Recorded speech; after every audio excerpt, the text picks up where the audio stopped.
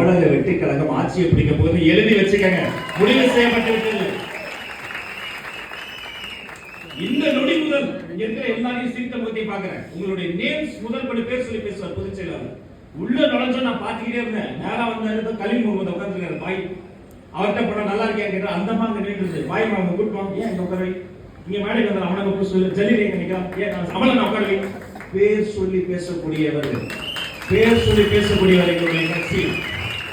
தாயா பிள்ளையா அண்ணனா தம்பியா பழகிருக்கோம். உற்சாகமா இருக்கு. இனிமே நாம தான் உற்சாகமா இருக்கு. வெற்றி அடைய போறோம். தன்னம்பிக்கையோட இருங்க. 1000 தடைக்கற்கள் வந்தாலும் பாத்துக்கலாம். நம்ம கூட யாரா இருக்காங்க பாத்தீங்கல்ல, பல பாபுகள் இருக்கலாம். அந்த பாபுகளுக்கெல்லாம் பிதாமகன் சிங்கமாக எல்லாரும் பொதுச் செயலாளரின் கடைக்கண் பார்வை பட்டுவிட்டால் போதும். அண்ணா நீங்கள் குரல் கொடுங்கள், கடல் வரும். நீங்கள் கட்டளையிடுங்கள், கொடி வரும். நீங்கள் ஆணையிடுங்கள், வெள்ளி வாக்கம் என்பது வெற்றி வாக்கமாக உங்களிடம் சமர்ப்பிப்போம் என்று சொல்லி விடைபெறுகிறேன். நன்றி.